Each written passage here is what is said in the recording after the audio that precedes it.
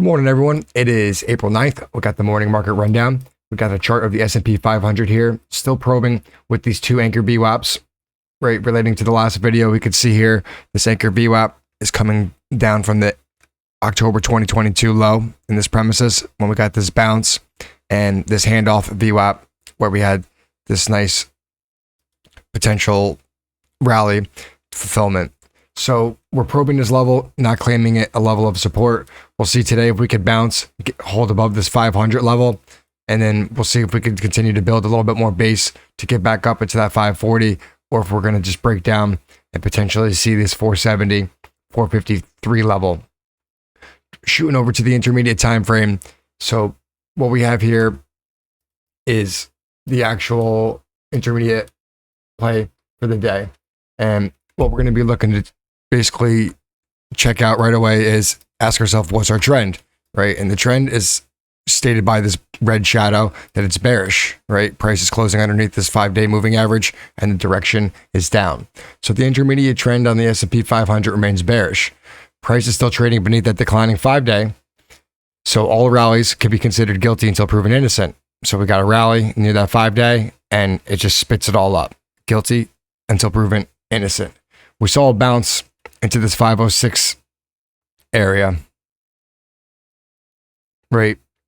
Came back to this 506, consolidated at this 2-day VWAP. We're looking for 500 to 506. So there's some trading range in there, and then it broke down.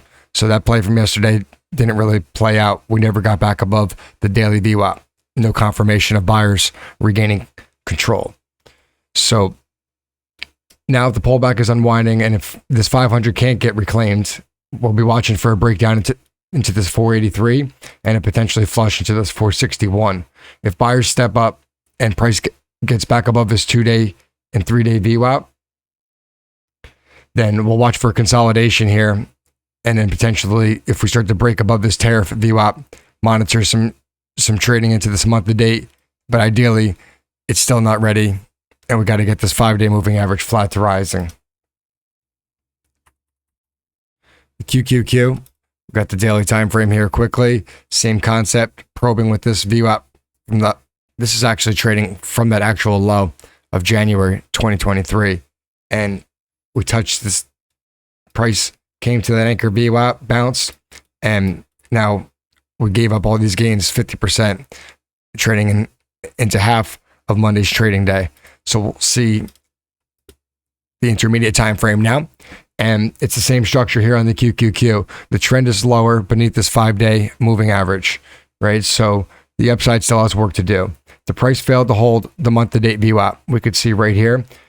And once it broke underneath the daily VWAP, this was showing buyers losing control. So we got a little bounce on this Tarriff VWAP, right? But then failed again as it bounced into the daily VWAP premises and broke beneath that prior low at the Tarriff.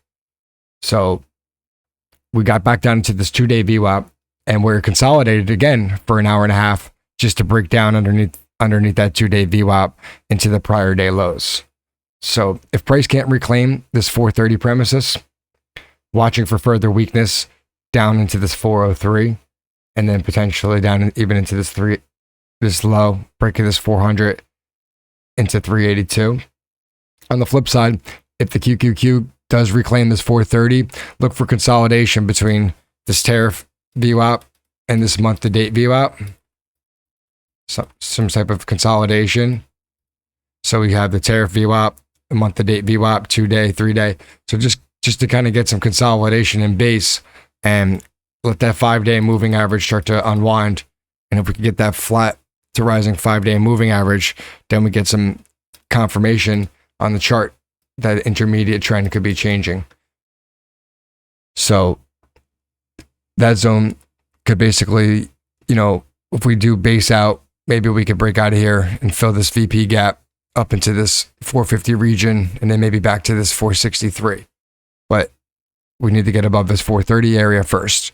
So if you like this kind of analysis, please like and subscribe.